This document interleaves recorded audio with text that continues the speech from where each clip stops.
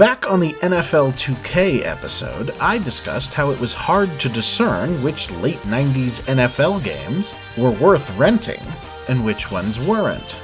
And I specifically singled out the NFL Quarterback Club series for looking good enough to trick me multiple times into being like, this is probably good enough. And then it wasn't. It was trash. And I felt like a fool. On this project, I decided I wanted to play all the old games in the Quarterback Club series, to give them new, fresh chances and see how they felt now that I'm immersing myself in the realm of the era of sports games and otherwise. I initially figured I'd just emulate them, since they weren't really games I was going to include footage of, and I was only going to play them for short times. I found the 16-bit games mostly unplayable, but I thought, well, 16-bit sports sims are frequently very difficult to parse these days from a modern perspective. I bought the PS1 game, and again, found it mostly unplayable. But the disc was scratched, and I had to bail quickly, so I thought, probably just that. I got to the N64 exclusive games that immediately preceded today's subject, and I found the emulations remarkably difficult to navigate, and struggled to even get a pass up. But the N64 controller is notoriously difficult to map for emulation, so I sighed and said, fine, I'll go buy the cartridges. It's probably just that controller issue. Then I bought the cartridges, pulled my N64 out, hooked it up, fired up NFL Quarterback Club 99, and I still couldn't make a f***ing pass!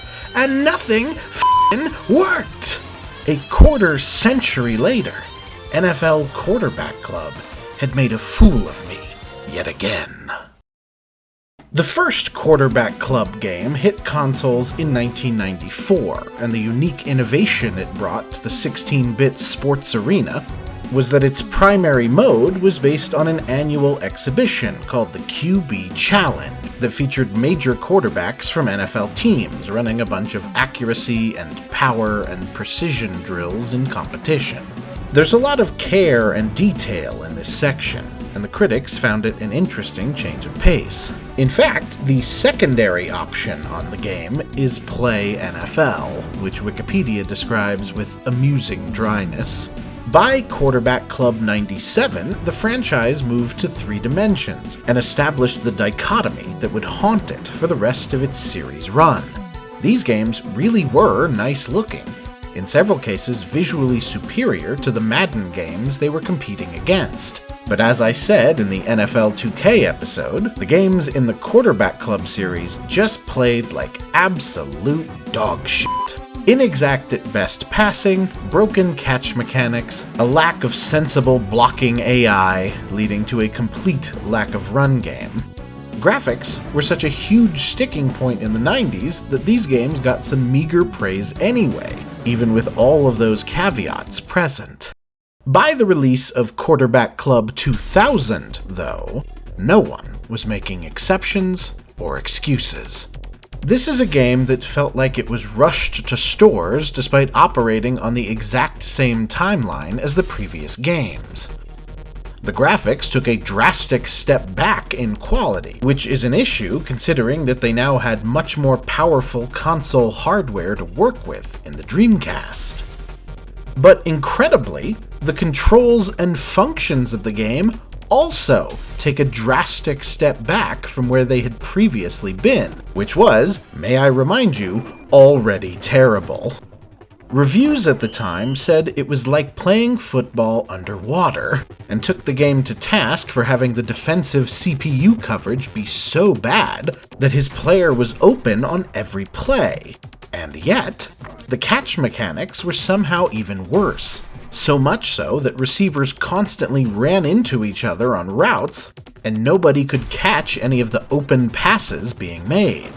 Multiple reviews mentioned controller response being so bad they were constantly getting called for random penalties, just trying to move the players around. When I turned on my copy of NFL Quarterback Club 2000, I immediately had the opposite problem. I booted the opening kickoff out of bounds, which is a penalty, and the game just didn't call it. Just told the other team tough shit. I'm used to games having bad mechanics, but I've never had a sports game that just forgot the rules.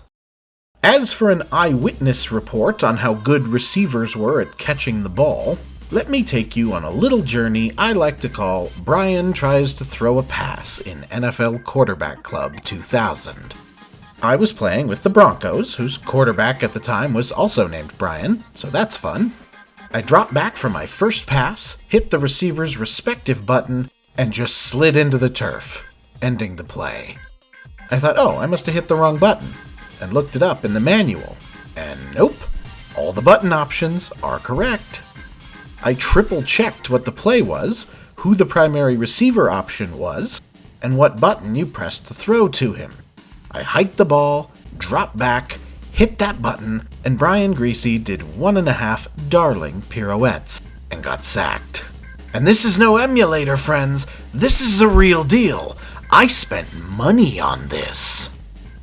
I played matches with a couple other teams just to see if it was some weird anti-Broncos bias or something. And nope, this game was steadfastly refusing to allow me to throw the ball. Which is sort of an issue for a football game if you're playing one set after the advent of the legalized forward pass in 1906. Now, if you're playing a football game set before 1906, let me know what it's called in the comments, because that sounds rad. At least then, if players looked weirdly shaped, couldn't catch, and kept getting called for random, inconsistent penalties, it was because no one had solidified the rules yet. And not because someone tried to make it correct and just did this badly on it. I did eventually figure out how to throw a pass, but that doesn't mean anyone could catch it. The running attack wasn't any better, since no one on my team can apparently block, so the defense was instantly in the backfield on every play.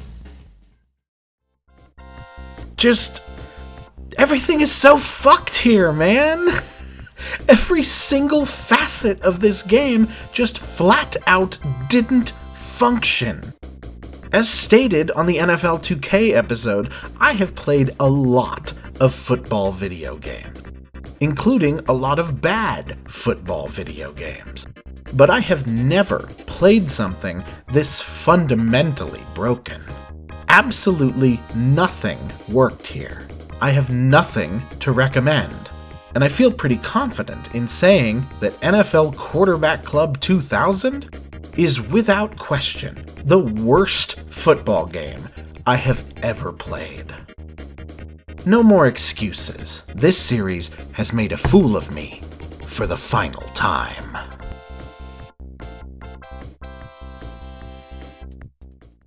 Next time, I know it's not branded by the Nashville Network, but trust me, it's still got something worthwhile to give.